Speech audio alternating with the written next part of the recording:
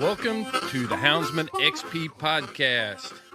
I am your host, Chris Powell, and I want to reach out and say thank you to all of you who have helped us get to this mile marker. We laid it all out over there on Houndsman XP Podcast group and the Houndsman XP Podcast page. It's been on Instagram. So in this episode of the podcast, we are going to talk handguns. A couple weeks ago, we talked bullet selection with Caleb Barnett from Underwood Ammo, and he joins us again to talk about handguns and handgun selection. Caleb is a firearms trainer and instructor for Underwood, so that means he's training their staff. He also assists the public with shooting questions, different things like that. He has some great advice for you on how to select the proper handgun, caliber, frame, size, model, all of that stuff, so that it fits you properly. As a law enforcement officer, I spent 30 years carrying a handgun every day. So things like weapons positioning, holster positioning, where I carried, repetition, building that muscle memory on where to draw. I'm going to talk about holster placement and my thoughts on where you should be carrying and being consistent on carrying there. So I'm not going to let it all out of the bag, folks. The Old South Dog Box is rocking. Check out our new website, which is up right now at houndsmanxp.com. You can check out all of our cool sponsors and a lot of good stuff going on over there. We're going to be adding to it. And a big shout out to Lauren Branny, who is our marketing manager, for getting that thing up and rolling. So check that out. But right now, let's get the tailgate down. It's time to dump the box. All right, on this episode of the Houndsman XP Podcast, we've got Caleb Barnett back in the house. And you heard Caleb a couple weeks ago or on the podcast talking about bullet selection. And after the podcast, we started talking about where we carry a handgun, the functions of carrying a handgun, hand grips, all of these different things. And we decided to record another podcast about handguns. And so if you want to check out any of the information we had about bullet selection, how important it is to have the right bullet for the job that we're doing in the platform, instead of getting hung up on calibers and things like that, there are options out there, good options from Underwood Ammo and other ammo companies for the right bullet selection. And that's as important as picking the right caliber. Wouldn't you agree with that, Caleb? I definitely do. Yes, sir. Definitely. Man, I appreciate you coming back on to do this episode. Hey, I appreciate you having me on. The last podcast I felt went really well. Very honored to be on Underwood. We are excited to be on this podcast. So I'm excited. So thank you for having me again. Oh, man. Well, the last one was so good, I couldn't wait to have you on again. So, yeah. Good. Yeah, we had a good chat about ammo and bullets and yeah, there's a lot of technical talk there. But today I want to talk about the individual shooter. And you're a firearms trainer and instructor for Underwood Ammo. And what does that job entail for you? So I wear many hats, but we're focused on just that hat for the most part. Besides me dealing with sales and the dealers, is the training that I do is when we hire new guys, what we call our loaders. Our loaders are the guys who will go back and manufacture the ammunition. They run the machinery. They have to go out and test fire their own ammo. They have to record and logs about their bullet data, their powder charges, what guns were used, what barrels. What's the velocities, what's the spread, all that fun stuff. So what I would do with those guys before they even get started on that is we go over the fundamentals of firearms, regardless if it's a semi-automatic, regardless if it's a single action only pistol, which is like a 1911 style, or if we're talking about revolvers, or we're talking about lever actions, or AR platform rifles, or bolt action rifles. So I go through all those things with them. I try not to insult grown men and sometimes ladies' intelligence by going through this stuff, but you never could be too safe when it comes to carrying firearms, shooting firearms, and manipulating and handling firearms. The worst thing ever is to say, I thought the gun was clear. That's the worst thing you can say, because that means that's falling after something catastrophic could have happened. So there's no such thing as too safe for the firearm. but then also just understanding how they work, the functionalities of them, and the benefits of them. So that's what I do. I also do training on our ammunition. We run a lot of new ammo, really every single month. One time we ran probably 30 different new projectiles and probably 4 different calibers, and I'm like, good Lord, how many more can we test? So I'm shooting those in gelatin, I'm shooting them through denim, shooting them at steel targets. Eventually I want to do some cool things where we're shooting them even through old cars and things like that to see how the projectiles perform through sheet metal or windshields and stuff like that. So we got a lot of cool things coming down the pipe that I got some ideas for that we're going to do just to show you how accurate, and then also how good our projectiles are and why you should carry Underwood ammo at the end of the day. There you go. There you go.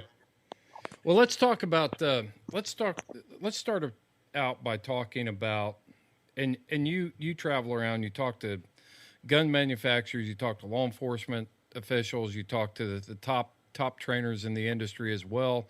I know you guys are sharing ideas, so that's why I wanted to have you come on, and I really want to talk about choosing the right firearm for the individual shooter.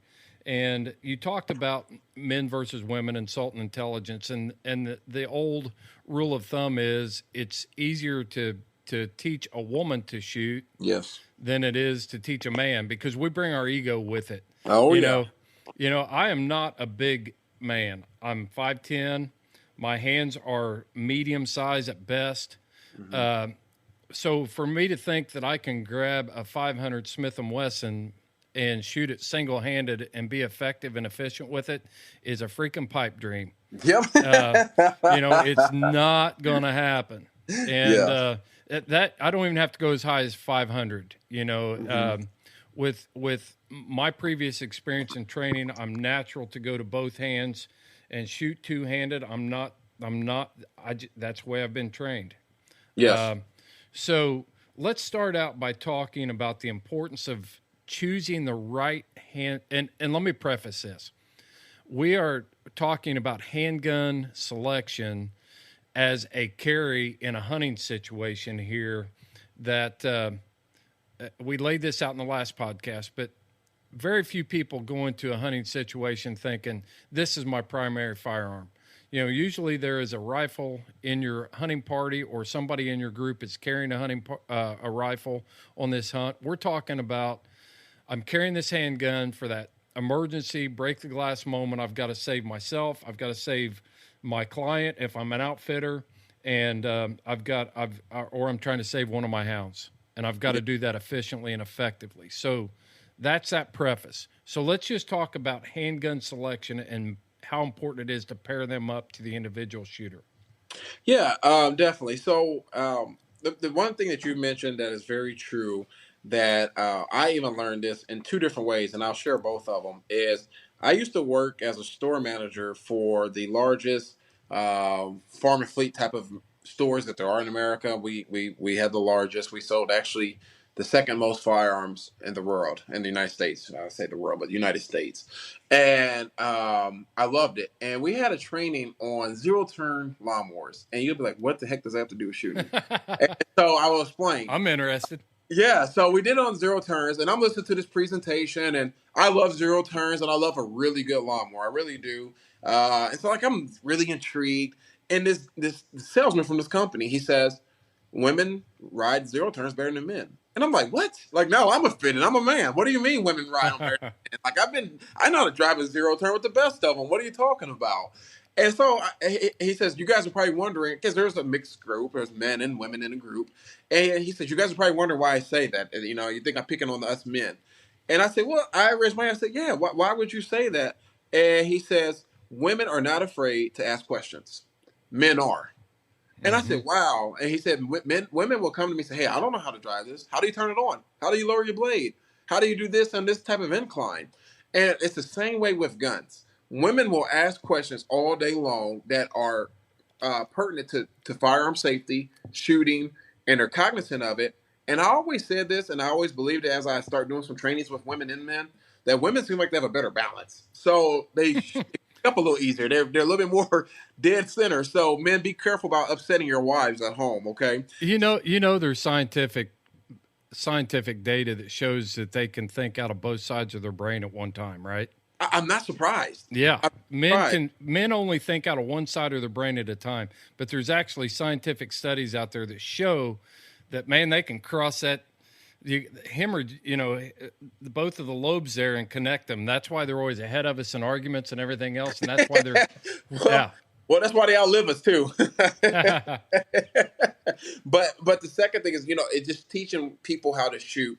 And I talked to this instructor one time. She started shooting, and I asked her. She actually worked for a big rifle association, without saying their name.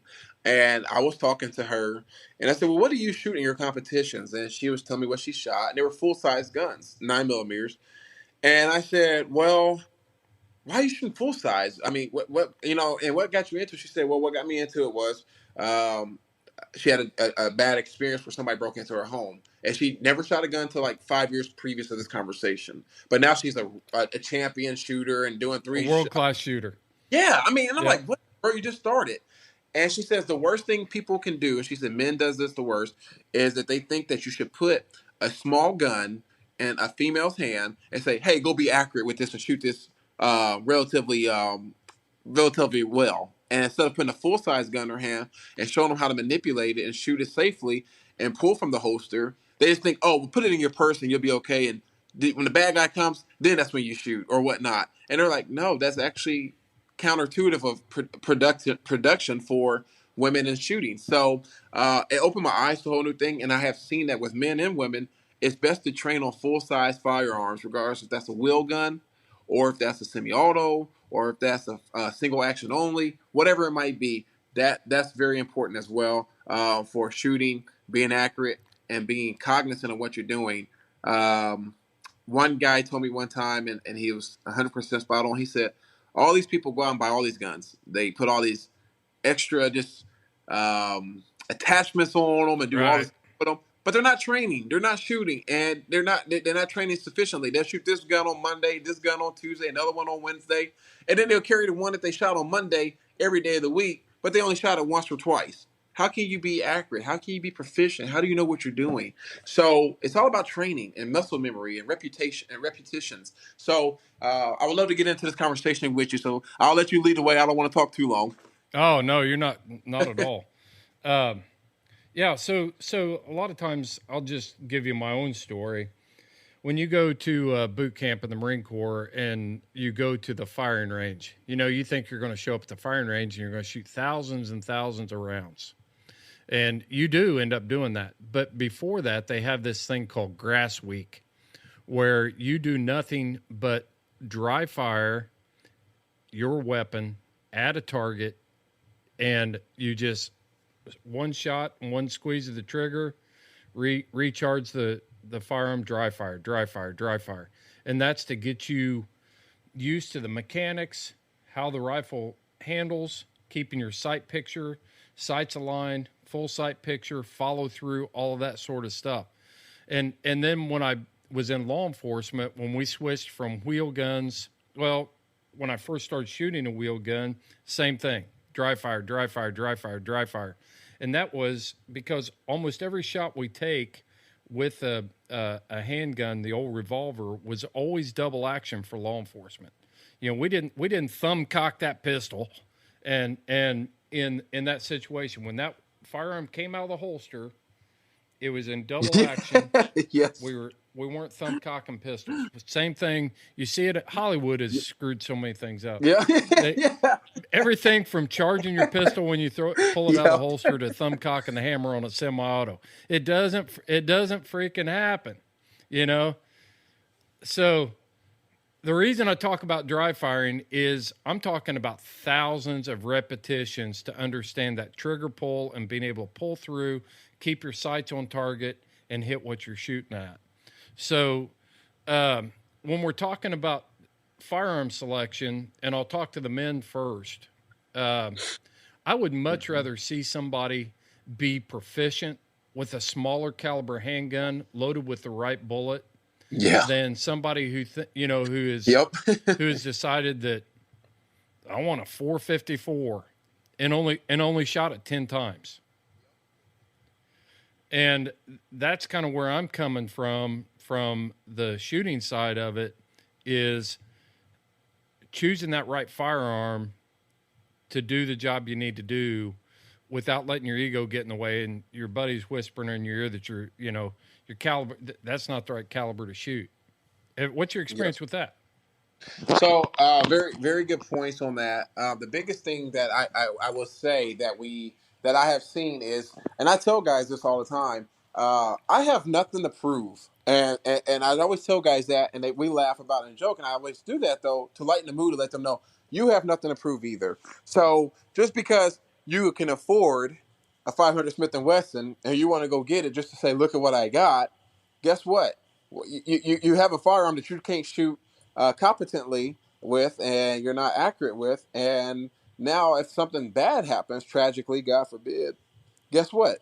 You are a idiot with a gun that you can't shoot or manipulate. Yeah, So I was you might as well use it as a club. That's exactly right. Get a bat then. Yeah. So I always tell guys, get what you can get and shoot it confidently, shoot it properly. So I tell you a story about me. My brother was a former Marine.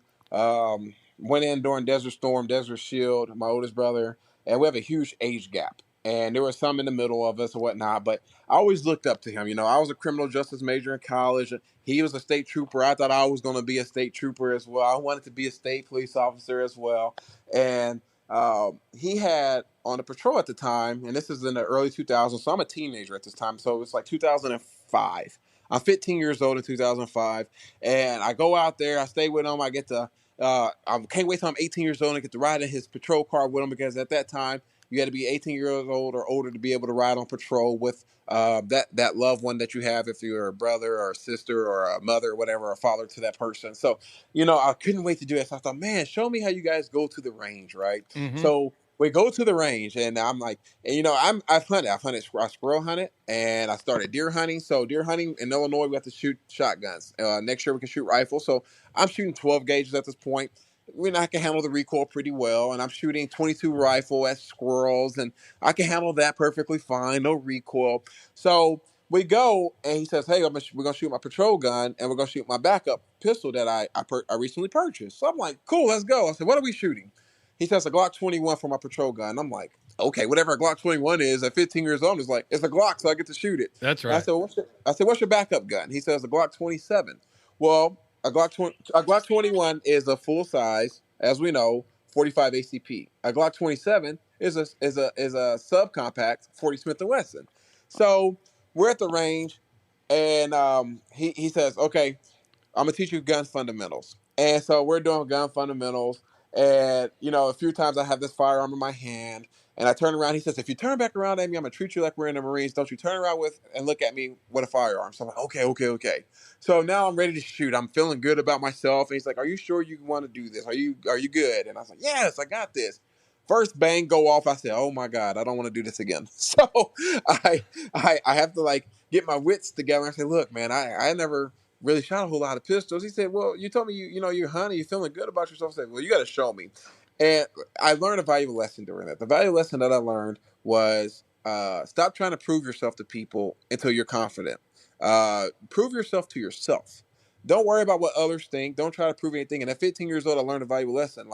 Be who you are. Shoot what you can shoot comfortably. Just because the next man can do tight groupings on a 454 Casull, don't mean that you, the average or the new shooter, is going to go get that 454 Casull and shoot the same type of groupings, double action only. So I learned that. And then I learned you got to be able to shoot things that you are feeling comfortable with. You got to be comfortable.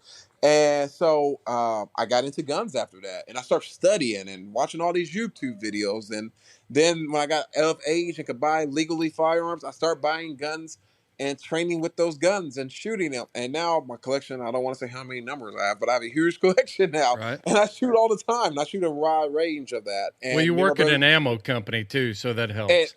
I'm very blessed. I'm very blessed to work for a great ammunition company. So when they say, "Do you want to go test this ammo?" I'm like, "Yeah, let's go do it." So, but with that being said, it's all about being confident and comfortable and making sense of what you're doing. Just because you're 16 and have a driver's license don't mean you need to go buy a Lamborghini. You need to learn how to drive first. and that's how it is in the gun industry. Good point, man. That's exactly right. My son has shot thousands of rounds. He's hunted by himself for years now. He's 21 years old. He's been hunting for as long as he's been hunting with me since he could walk, and he doesn't have a lot of experience shooting handguns. And took him out to shoot a 44 for the first time when he was 21 years old. He had never shot a 44 Magnum. The first shot, he didn't even keep it on the target. And the second shot. So there is a process to learning how to do that. And everything that I'm going to talk about, or we'll talk about, or, you'll talk about your thing, but I'm going to refer to the process of the shooting and getting in those habits. And I'll give you an example. I just switched to carrying a chest rig holster. For 30 years, I carried a handgun on my hip. And this is how slow the brain is to adjust. For 30 years, I practiced pulling that handgun off the hip. I even after I retired from law enforcement, I continued to carry in a right hip placement, even under a jacket or whatever, because I knew where it was at. My hand knew where it was. I didn't have to think about where my pistol was at. And I bring this up to talk about how our brains work when it comes to stressful situations. We go to what's called gross motor skills, and we go with the thing that's most familiar to us and most ingrained in our brains. So the importance, getting this back to the handguns, we'll talk about holster placement here in a few minutes, is when you have shot that same handgun over and over and over, you become familiar with it. It's not a new adventure every time you pull it out. Correct. And another thing that you talked about, even from just pulling the holster, and I should have mentioned it earlier, was the opportunity to dry fire. A lot of people don't understand the importance of dry firing. Now, some gun manufacturers say don't dry fire our guns, or you need to get a rubber O-ring or snap caps. Right. So make sure you do read your owner's manual, people out there, before you start dry firing. But most firearms you could dry fire without any issues. And dry firing is very important because it teaches you that muscle memory, as we're talking about, pulling it out of your holster, pointing at your target and whatever you're shooting at, getting your sight aligned and your sight picture. And it's going to be slow right away, and that's fine. You're not going to be John Wick on day one, okay? You're not. That's a whole different ball game. You have to get that muscle memory and that point of comfortability in your mind and in your head, where every time you pull that firearm from your holster and you get your target aligned and you get your sight picture aligned, then you pull that trigger and you dry fire and you dry fire. And then eventually you start working your way where if you got a semi-automatic, that's fine, because what you'll start doing is you'll rack the slide while your finger's on the trigger, getting used to the reset, what we call resetting that trigger. That trigger pops back out for that reset. You know where it's at. You have that little bit of take up. You know where your wall is at, what we call the wall. And then you break through that wall when you pull that trigger all the way through. And then that firearm will release that projectile. That's what it's all about, is that muscle memory, getting used to that, knowing where your trigger is at, knowing where your reset is at. Everybody wants to go get a 3-pound trigger, but don't understand how to manipulate a 4.5 or a 5-pound trigger before they get the 3.5-pound trigger, and just to look cool. Looking cool is not fun when you're in a life or death situation. These things are tools, and they're not to be played with. They are about safety, learning your safety, learning about what you can and cannot do with them, but also being competent in what that firearm will do. So that's the biggest thing, is just that muscle memory, that training, pulling from the holster, and where you're going to carry at. Where I carry at and where I'm comfortable carrying at, it's completely different from my next fellow Second Amendment enthusiast. My brother, for example, he loves carrying in the small part of his back. I hate carrying it like that. Mm-hmm. I absolutely don't like it. Now, if you like it, that's fine. I'm not knocking it.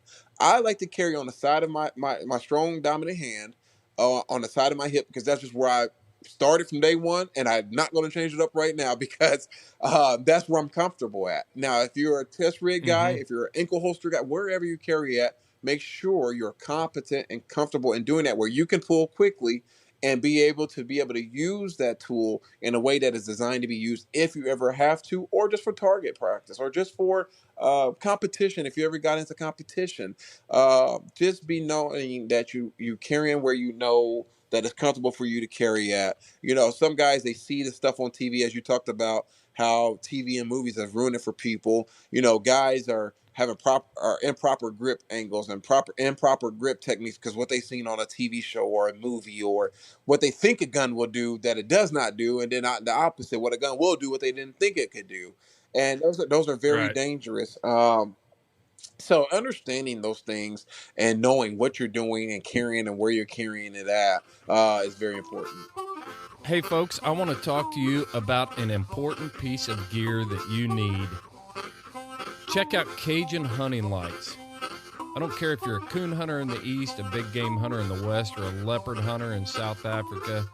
Having a light that is functional is important to running these hounds. I particularly like the Micro Gator hunting headlight when I'm bear hunting. It's small, it's lightweight, it's compact, and it's highly functional. Bright white lights, red lights, green lights, it's all in that one small package. But I just keep it on a cap early in the mornings, looking, inspecting tracks, things like that. I'm not getting a little handheld flashlight out there. It's on my head. When I'm looking at something, the light's shining on it. It's awesome. And then, of course, you get into their high performance end with the Rougarou and their intermediate light. They're all highly functional. And the thing about Cajun lights is the customer service. It's a high quality light, and LW is going to take care of you on the customer service. He just opened up a new store front in Tyner, North Carolina. You should stop in and check it out. Be a great place to hang out, swap a few stories, and pick up a new light from Cajun Lights. You can find them at CajunLights.com. Yeah. Let's talk about grip size and things like that for the individual shooter. When you're selecting a handgun, and we're talking about hunting application here for the most part, grip size for a pistol. How do I match if I'm walking into a store? I'm wanting, maybe I'm very limited on my handgun experience. What are your recommendations for someone selecting the proper grip size? That's an awesome question. So the market today, gun market, everybody's trying to find out how you can make the new subcompact pistol with the most rounds. I'm going to tell you right now, leave it alone if you're a novice, if you're a new user, a new shooter, because that's not really for you. That is a backup. I call my backup gun. That's a gun that I'm going to use if my primary weapon is down, or I've exhausted every cause in that primary weapon and now I need to go to that, or I'm wearing shorts and that's all I can carry on my body at that point. So I always tell people, get you a full size gun that you feel comfortable with. Ask the guy at the gun counter. Now, certain states, let me put this out there first, are a little not as free as other states. I get that, and I know one state in particular, you have to get a permit before you even could touch a gun behind a gun counter. So states that are not like that, ask that gun counter employee or wherever you're at buying that gun, hey, can I see that gun? Can I use it? Another thing I always tell people to do, and I really advise this, is to go to your local gun range. Most gun ranges let you rent guns. Rent 2 to 3 guns. Don't get too many, because now you're going to confuse yourself and get too wide. Just research the guns, put them in your hand, see what feels good. Say, hey, can I rent this gun and that gun? Go to the range and shoot. See how you're doing just from that aspect. Be safe, shoot, see how that's doing in your hand, and then go from there making decisions. Don't just go to the gun store and say, hey, I want to buy this gun just because you've seen, I'm going to refer to John Wick again. You've seen John Wick shoot that gun. You don't know the first thing about the gun. You don't know how it fits in your hand. You don't know how you're going to hold it. Grip angle, grip placement is very important. You'll see, there's funny, I would see magazines, and I would see people doing what we call the teacup grip. And I laugh because I'm like, man, I can't believe people used to do that. And that used to be told to a lot of people with smaller hands, and actually female shooters, is to take that non-dominant hand, put it as like a wrap around your dominant hand, and teacup hold that gun like it's a teacup. And we have found out in studies and testing that is not a very accurate shooting that you can do with that type of grip angle. Some people will do the wrap around the other hand, and that's been a very popular one forever. But we're finding out now, especially in the semi-auto world, you can't do this with a revolver because of the cylinder. Is the whole entire thumbs forward approach? And when I say that, it's hard to demonstrate that without having a gun in my hand and being on camera showing it. But what it is get the highest grip, what we call a grip purchase on a firearm. Get your highest part of purchase you can get on that firearm. So get all the way in there on that firearm with your dominant hand, and take that non-dominant hand and put that thumb up as high as you can, up to that slide if you have to, and put those thumbs forward, and it helps you with controlling muzzle rise. It helps with controlling your accuracy. It helps control staying on target and getting your target acquisition. Now you're just focused on sight alignment and where do I need to go next? Where do I need to go next? And you're able to shoot faster that way, actually. And that has been proven now to work very well. Now, with revolvers, you can't really do that because of the cylinder, like I said. But there's the other ways you could do even on revolvers that hold really tight and really firm. I think it's funny you was talking about how you was on duty. You guys used to shoot double action only. And people will get a revolver and they want to go practice single action only. Well, most study shows and proves if you're talking about revolvers, if you, for whatever reason, God forbid, you're in a situation where you have to use that firearm for self-defense, you're not going to be having time to pull back that hammer 6 times. You're going to have to shoot double action and get used to that 10-pound trigger pull or that 9-pound trigger pull and knowing where you're hitting at. So it is very important, if you're carrying a revolver, that you are manipulating that trigger every single day so you get used to where you're at on there. Because I had this problem. I like to shoot fast. I also have revolvers. On a revolver, there's no such thing as really a reset. That trigger almost pops all the way back out on double action. And I'm just trying to pull the trigger like, come on, let's go, let's go. And then I start realizing I'm not even giving this revolver time to reset. So I have to give it time to reset and get back to the cylinder where it needs to be so I can shoot that next round.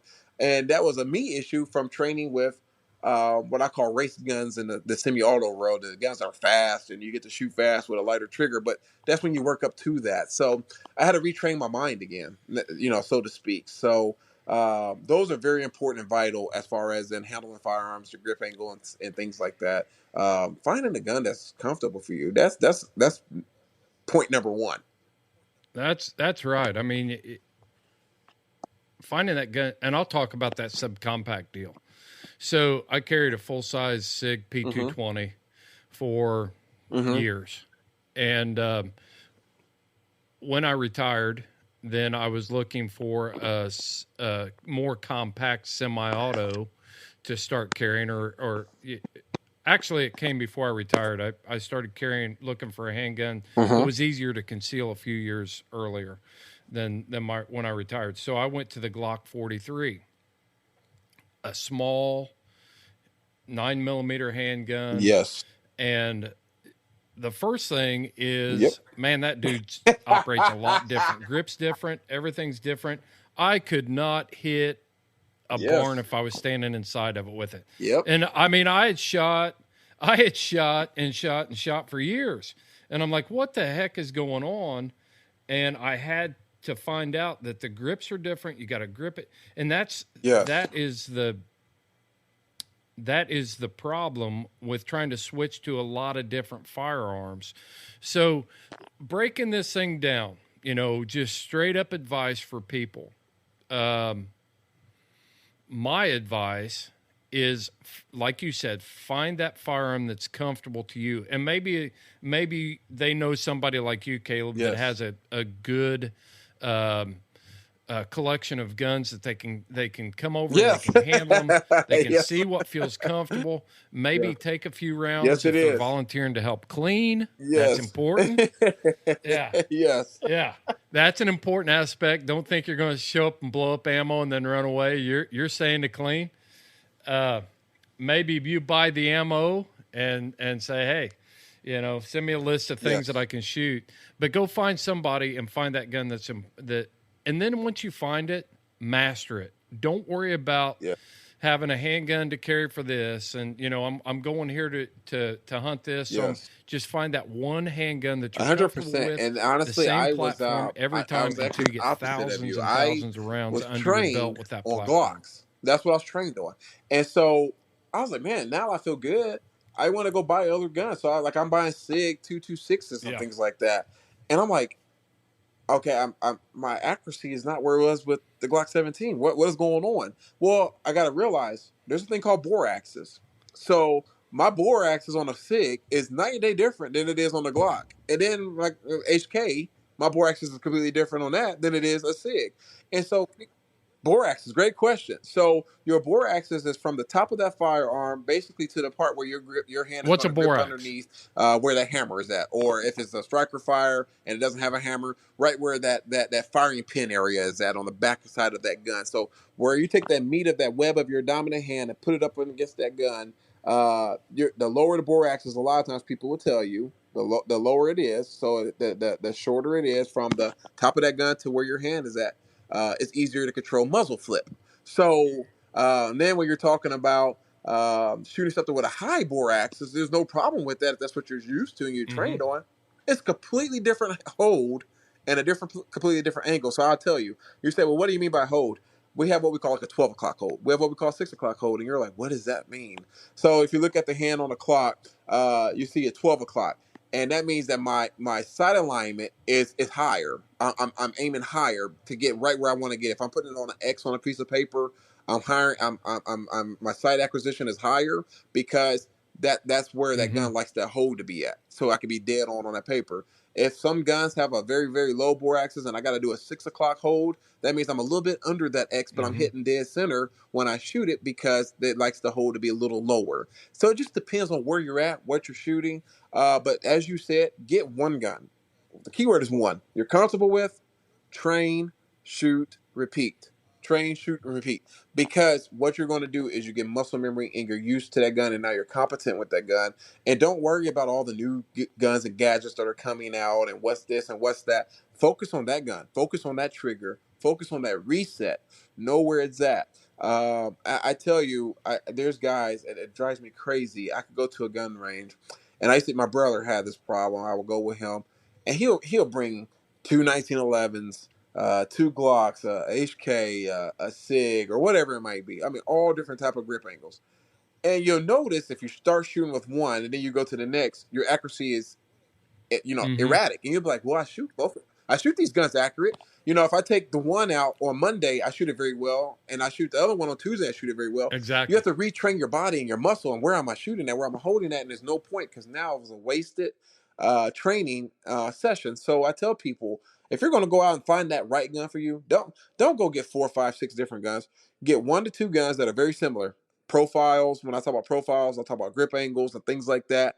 Shoot those 2. See which ones out of those 2 you like. If you like them both, see which one you like the most or shoot the best with starting out, and then practice with that thing. Buy it then. Practice. Because you can't practice too much with a gun, ever. I'm outside of that belief. I believe you, if you're going to wear that gun out, then you've done your job. And I don't believe there's too many guns now that's manufactured that you're going to wear out. That's right. I'll tell you, that's why law enforcement, you talked about finding similar platforms. That's why your brother had 2 Glocks. He had the bigger bore Glock and he had the smaller. Functionality is the same on both of them. The way the firearm operates for any blockages or clearing the firearms, immediate action drills, they're the same. So you're gonna go through the same motions. You don't have to retrain. Have you ever heard the term of the OODA loop? I have not. What is that? Yeah, OODA loop is a process that your brain goes through. It's called observe. It stands for observe, orient, decide, and act. So you observe something, you orient yourself to the situation, you decide what you're going to do, and then you're going to act in that, what your action is going to be. So your brain does this every time. If you walk into a new room, you look around, you're observing, you're orienting yourself to the room. You decide whether you're going to sit down. If you decide you're going to sit down, you act on it. If you're in a gunfight, you're doing the same thing. If you're in a hunting situation and you walk into a bay up with a bunch of hounds, your brain is doing that without you not even knowing. It was developed through fighter pilots, but it's become a big acronym within the tactical shooting world is that OODA loop. And every time you pick up a different platform, you've got to go through that again and again and again and again. Actually, your brain does it several times, even between shots. We're training the brains to do that. That makes sense. That's way off base. No, that's way off base. But because, honestly, with that being said, before you jump to the next one is a lot of times your first shot at times could be off, but then when you start getting that motion, if you have a 17-round mag or whatnot, it might be round 2, round 3, round 4. You're getting better and better and better as you go because of that. I never thought about that. So great point. I'll tell you what also happens. You pull the trigger and what you thought was going to happen didn't happen. It's like, okay, I'm shooting at this bear, I'm shooting at this hog, I'm shooting at whatever, and I just missed. Or I hit him and I didn't get the reaction that I thought I would. So now what do? Have I practiced a follow-up shot? Have I practiced, once the shot is made, what are my actions after that? Those are all things. Those are what good shooters, the highest level of shooters, train for. You get sight alignment, sight picture, you pull the trigger, boom. You need a follow-up shot. It's natural for them. They're just flowing right into it. They don't have to stop and think. It's like, okay, that didn't do it. Let's do it again. Do it again. Do it again. Yeah, it is. Yeah, it's crazy. I want to talk about some real easy tips for people as far as handguns go when we're training. And we talked about dry firing. And personally, I personally like to go through the whole sequence: draw, grip, target acquisition, squeeze, follow through, and then reassess the situation. Okay, I like to do that every time, but I want to get into the real basic stuff where, like when I first started in law enforcement, one of the things they told us to do was to take our handguns and home in the evenings and put a dime on top of the top of the barrel there, or we even did it with semi-autos. But rest that dime on top and practice that follow through, or that sight picture, trigger pull, and follow through without letting the dime slide off. Have you ever heard of that? I have not, actually. Is that basically showing if you're jerking what we call jerking the trigger or pulling on the trigger? Yeah. Is that what that's doing? Okay. Yep. It keeps that dime balanced right there behind the front sight. Man. Just in front of the front sight, you just rest a dime right there, and you just practice your sight picture and your trigger pull, and it helps you develop those muscle memories and also being able to pull off an accurate shot without the dime moving. That way, in your mind, you're seeing the target, you're going all the way through it, the dime didn't fall off, I'm still on target, hold it there, and do it again. That makes sense. That makes a lot of sense. I never have. And actually, I'm going to incorporate that in my personal training because, I'm the type of guy, I shoot certain platforms better than the other. And so it would actually get me to shoot some of the platforms I don't shoot as well as the other ones to get where I need to get. I know my brother used to do this thing where he would it would be embarrassing if you got caught doing it. What he would do is, let's say the magazine holds 15, and he says, "Hey, I only put 4 in there," and you're like, "Okay, so now you're focusing on 4 rounds to go off." Or he'll say, "Hey, I loaded that magazine and it's already in the gun. Go ahead and shoot it." And, yeah, buddy. And I you know do where it, you're going. and there's nothing that goes bang, right? But when you pull the trigger, the gun goes down, or your arm moves a little awkwardly, and you're like, you're flinching. Oh shoot! Now I'm embarrassed because I flinched. Yeah. And everybody's seen me now, so now I'm really embarrassed. So, I was shooting one time with this guy at work, and we were shooting 500 Smith & Wesson, and the primer was messed up in this round, and it was upside down. It wasn't one that we were selling or anything like that, but we were out testing, and I thought, well, maybe the primer will go off. It might not. So it was in there a little weird, and it didn't go off. And the gun goes like halfway down, and I just start laughing so hard. He says, "You did not see that gun flinch, and that's our secret forever." Until now. Until the Houndsman XP podcast. Sorry, Bill. We know your secret. Definitely. Yeah, definitely. So I will try the dime. Actually, I never thought about that. So ball and dummy round, though. I mean, ball and dummy drills are great, yes, like you just talked about. It is. And actually, one thing we used to do, I used to work in Department of Corrections. When we had to qualify for pistol, one of the departments in our department was called transportation, and it was the transportation department where it literally did what it said: it transport inmates from point A to point B. And so they had to carry firearms on the body. Now, in the Department of Corrections, you're not carrying pistols inside on your person, right? In these cell blocks or anything like that. So, once to qualify for transportation, you had to do a different type of testing than your original test. So, we at the time we were shooting SIG 229 and those double action only. So we're talking 8.5 to 9 pound trigger pull. So people who even shot this remotely okay were having a hard time with it at times. And I'll never forget this one lady, she was really struggling. And she was like, I don't understand this. What the heck is going on? I'm frustrated. And then she thought we were basically insulting her intelligence by saying, hey, look, we're going to have you just sit in a room and you're going to dry fire for the next 4 days straight. That's all you're going to do. You're going to literally get paid to sit in a room, pull it out, get your sight picture, and you're just going to pull the trigger. And by day 2, she's like, this is crazy. I don't understand why I'm doing this. This is ludicrous. And then when I start explaining to her, like, listen, this is all about muscle memory, getting your body set and trained to that trigger, the long trigger pull, where you're not anticipating that recoil. You're more so allowing it to be a surprise. Then you start seeing, oh, okay, now I got it. Now I see it. And then when the actual boom happens, it's not nothing that's going to throw you off because we're used to it now. We're used to where that trigger's going to go off fast. So now we anticipate where we're going to be at.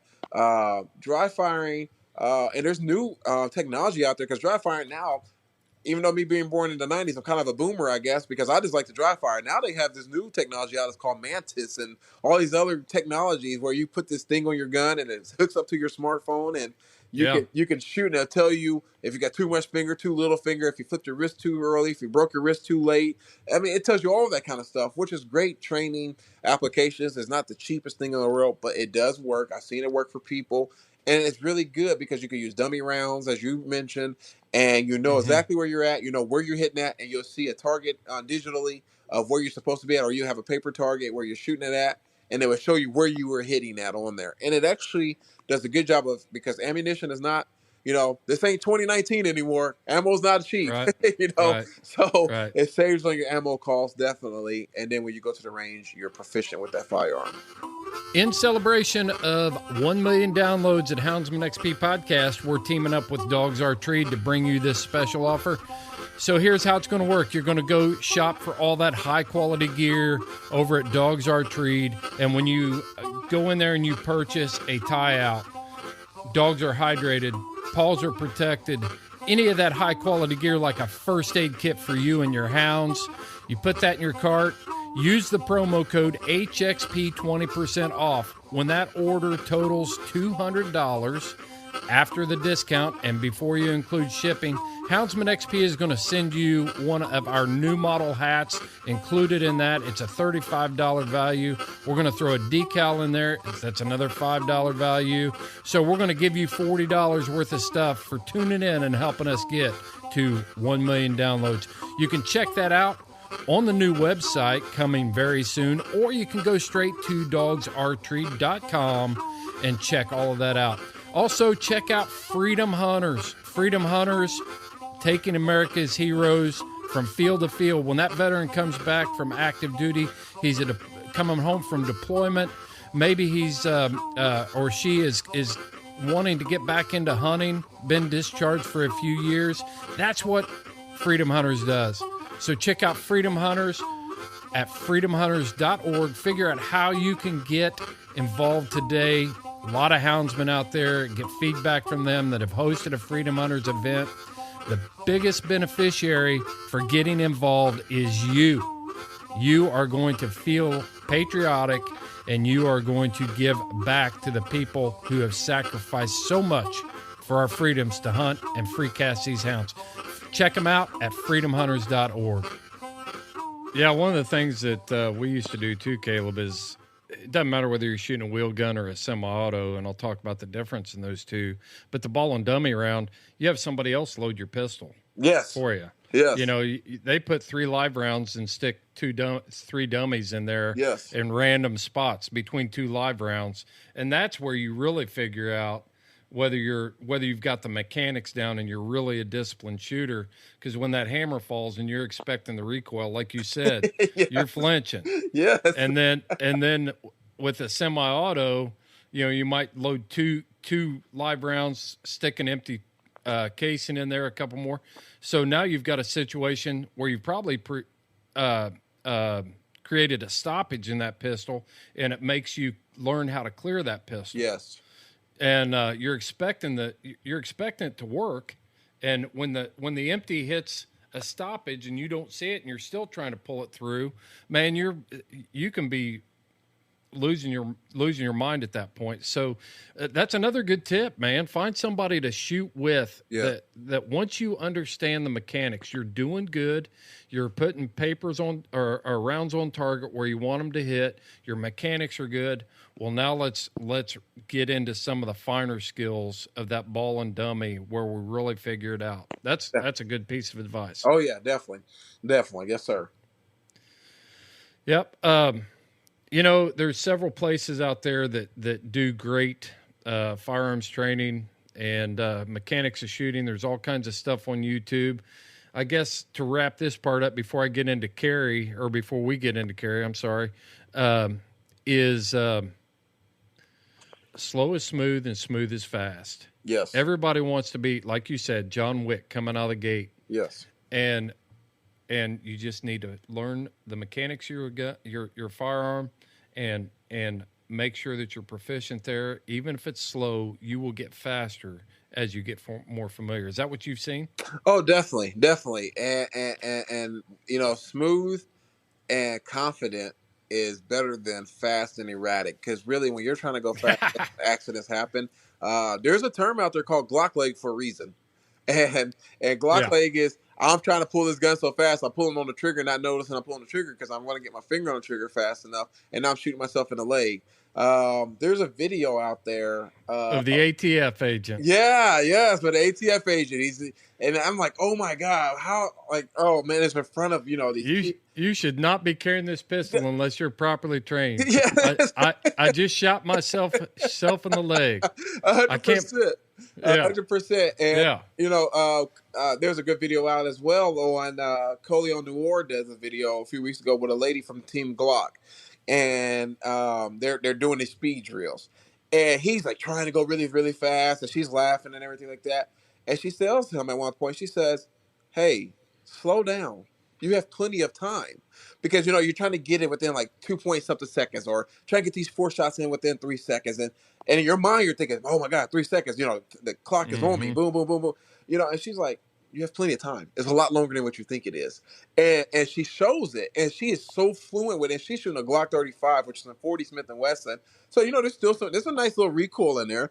And she is just dominating him in this competition where, he's like, I got to give it to her. She's slow at this draw. It makes it look so easy, and it's smooth, and she's right on target. And she's like, cuz I'm taking my time.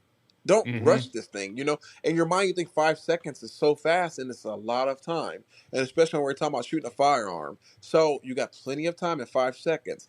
And so it's just teaching you how we process things and how we perceive it. If we tell us you got 3 seconds to shoot these 2 targets, you're focused on the time as opposed to shooting accurately. Focus on what you're supposed to be doing. And you get better over time, and before you know it becomes muscle memory, and it becomes faster and faster, and it becomes better, and it becomes smooth.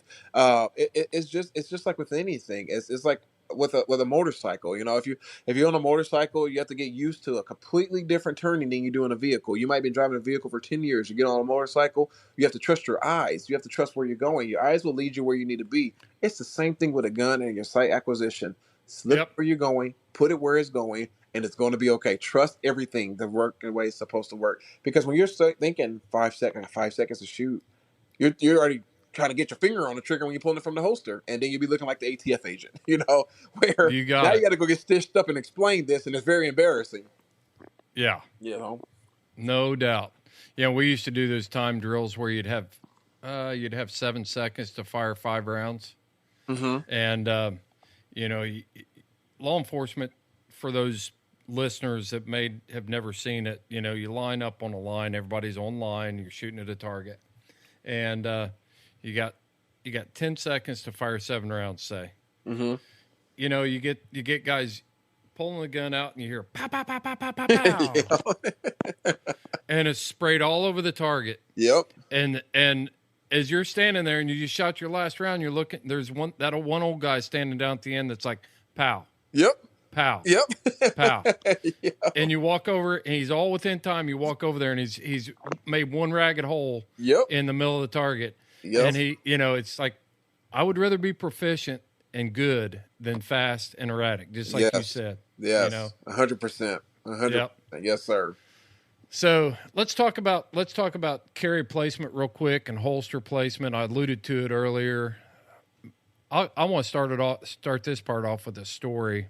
For several years of my career, I carried a thumb brake holster on a gun belt, and I don't know when it was. I don't even know. It might have been about 15 years in. We went to a double retention holster with a thumb brake and a hood. And they told us, they're like, man, they gave us that holster and they said, go home. They gave us the whole rig, everything. New belt, new everything, mag pouches. And they said, go home and put in 1,000 draws on that thing. And, you're like 1,000 draws. That sounds about as much fun as sitting in the room for 4 days and dry firing, boring stuff. And so a lot of us didn't do everything they told us to do.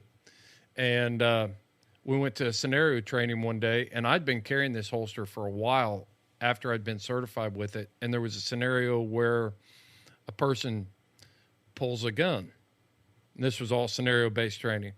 And now I can't get my holster out of the gun, or my gun out of the holster, because I was trying to thumb brake it like I always was. I probably had 15 to 1,700 draws out of that holster total. Call me slow, whatever. But, man, it is so important to understand where your firearm is at, how to smoothly draw it, and then you can worry about the mechanics. 100%. And that's where I say you need to carry and draw with what you're comfortable and competent with. I see these guys do these drills and it looks so cool, and I wish I could do it, but I can't. It's just not my thing, where they're carrying appendix and they're sitting in their car and they pull it out so fast and they're ready to shoot and they got their gun out the window. And I'm like, oh man, that looks so cool. Looks great on video. I mean, it's awesome. But am I going to do that? No. Why aren't you going to do it, Caleb? You've been shooting now for 15 years now and gotten pretty decent at it. And the reason why is because that's just not what I'm comfortable doing. That's not what I am trained to do. And therefore, I'm going to continue to do what I do and master more, so my craft and perfect it. For one, I'm not even skinny enough to do appendix carry. I'm 6'8", 290 plus. So I'm not appendix carrying anyway. Now, there's guys that love it. And, if that's what you love, then do it. So be it. But I am comfortable with what I call a 4 o'clock or 5 o'clock hold, where it's on the side of my hip, on my dominant side, tucked under my shirt and concealed. And I'm comfortable with being able to take my least dominant hand, raise my shirt up enough where I can get my dominant hand on my firearm and draw quickly and get on the sight picture that I need to get on. I'm confident in that. I'm very comfortable in that. But if you tell me, hey, you got to do appendix carry and do this, I'm going to struggle. I'm going to tell you right now, and I got to take my time with it. I got to practice over and over. Or if you tell me to carry in a small part of my back, you're taking one guy who speaks English and telling him, hey, learn German now. Like, it just doesn't happen like that, I'm still trying to learn everything in the English dictionary. Now you're going to go learn German? Like, no, that's not exactly what I need to do.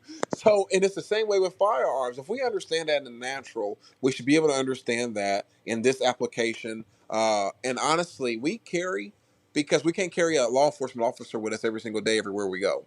And God forbid we ever Right. have to use this in a self-defense manner. I pray that we never have to. But if we do, you have to be able to be relaxed under pressure. You got to be able to be calm, and you got to be able to know what you're doing and when you're doing it.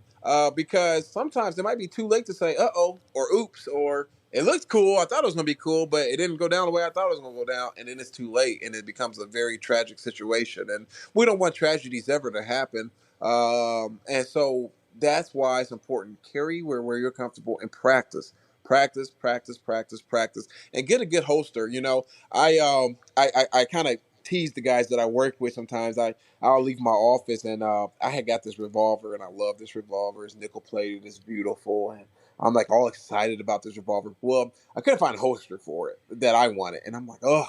So I had this cheap, like, I'm not gonna name the name of the company, but they're famous for having these cheap nylon holsters. And I'm like, I'm gonna put it in there and mess with the guys at work. So I put it in there and I go in the back and I set the gun down. I'm talking to them, and one of the guys that's on the loading machine, he says, "Who brought a nylon holster in here and put a revolver in it?" And I'm just like dying laughing. And I'm like, I'm glad that guys see that, because if I was seriously carrying that, you know, the gun could fall out of a nylon holster. It's not really retaining it well. You can't really practice drawing out of that thing. The things will come up out of the, you know, you pull the gun out, trying to pull it out fast. The holster's coming with it. So get a good holster, you know. And people say, man, holsters are getting more and more expensive for kydex or leather especially.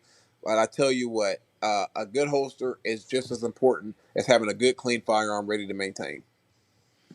Couldn't agree with that more. I had a certain brand of holster save my life. Got in a fight. The fight went to the ground. The bad guy was trying to get my gun out of the holster, and he couldn't do it. Wow. And yeah, so and that's as applicable in a hunting situation as anything. If you cannot keep your gun in the right spot, and this is what I wanted to get into on carry.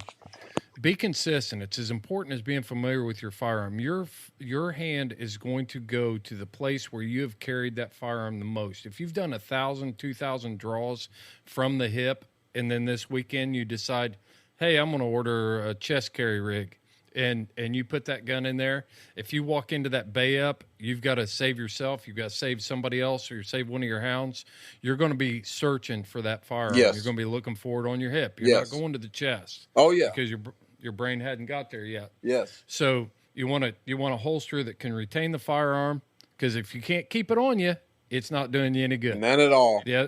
And you want to carry, find where you like to carry and keep it there.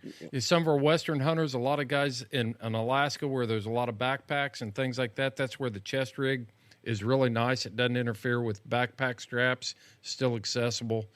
But definitely. And I was going to say real quick on that, too. I have a buddy that works out at Underwood Ammo. He's a loader as well. He produces ammunition. I was talking to him about a hunting store. He went to Texas to go wild boar hunting. Now, this guy was in the former military, and he said in the military he carried a chest rig, and when he was stationed in Virginia, he carried a chest rig. He carried a firearm chest rig out there. So he's very competent in chest rig and drawing from the chest and all that good fun stuff, and he loves chest rigs. That's all he talks about. And they go on this wild hog hunt, and he has a 45 Lone Coat wheel gun, and he's shooting plus P loads. And so sometimes it's really stout 45 Lone Coat that he's shooting. And he shoots a hog with his rifle. Well, it didn't drop the hog. And now this boar is charging at him. And he says, man, and there's several guys. And at first I thought, maybe he's just doctoring this story up and it sounds good. But one of the other guys that works there was like, no, I can attest to it. He says, he turns around, he pulls out of his chest rig this 45 Lone Coat, and he's already got the sight acquisition on the hog, and he shoots and drops the hog right there. He's like, man, it was almost like a movie. And that spoke to being comfortable, being competent with what he carries, and being able to draw under pressure, and to be able to get his sight alignment where it needs to be and putting it on what he needs to put it on to neutralize the threat to his life, to be able to drop it, have that hog for hunting season, and be able to tag it and move on and be able to talk about it another day without having to go stitches or something maybe even worse. Yeah, no doubt. Yeah. Catching a big hook. Oh, yeah. Big cutter in the yes, it is. groin. Oh, man. Yeah. Definitely.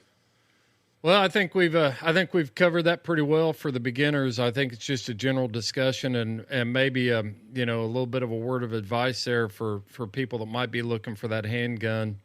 To recap, Caleb, I think we talked about you stressed the fact of, I think what you were saying was, don't develop your handgun skills in something that's small and convenient. Get something that you're actually going to use. Yes. Full size handgun. Yes, yes, because the longer the sight radius, this is just general, science. Is the longer the sight radius, the more accurate usually you're going to be inherently starting out, because you got a longer sight picture. You can see it easier, see it better. Uh-huh. My And first gun. If I go out and buy 38 snub nose as my first gun, and I'm trying to shoot something at 10 yards that's a threat to me, I'm not feeling too comfortable in that. I'm just not. Yeah. So. Yeah. Sight radius is the distance between your rear sight and your front sight. Yes, definitely. And the longer you make that, the more accurate you're going to be. Until you get into some instinctive shooting stuff, that's when you want to go get that 38 snubby. Yes. When you've got that sight picture, that muscle memory down. Oh yeah. We talked about grip. We talked about being familiar with your platform, and a lot of practice, a lot of dry firing, and then we talked about carry and where to carry and how to carry. Anything we missed? I believe that was honestly it. And just being able to practice, practice dry firing, Yeah.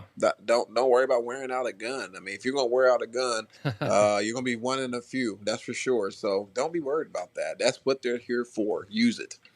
Man, I'll tell you what, some of those M16s in boot camp, you could just about rattle them apart. Yeah. Oh yeah. Learning assembly and disassembly on an M16 from boot camp or in the military is completely different than. You don't need pliers to get the firing pin retaining pin out of that firearm. And it makes it a lot easier to clean, doesn't it? You bet. Yes, sir. You can replace gas rings and bolts and different parts, but you're probably not going to wear it out. That's exactly right. So. Back in the before the military switched over to the M9s, if you ever watch old westerns or old military movies, they would take those old 1911s and they would shake them and hear a rattle, and that'll let them know. Oh yeah, that'll let them know they got a good piece of fine work right there for them, and they can use them all day long. So definitely, that rattle you want to hear. Yep. Train. Yes, sir. Slow is smooth is fast. That's absolutely true. Thank you again, man. Caleb, thanks for doing this podcast with us, and hey, we'll talk again soon. Hey, it's my pleasure. Great guest. Looking forward to next time. Thank you again. You bet. That's going to do it for this episode of the Houndsman XP Podcast. If you enjoyed this podcast, go over to Apple Podcasts and leave us a review. We prefer a 5-star rating there, and just take a second and write a line or two about why you enjoy Houndsman XP. Until next time, folks, you follow your hounds, and I'll follow mine.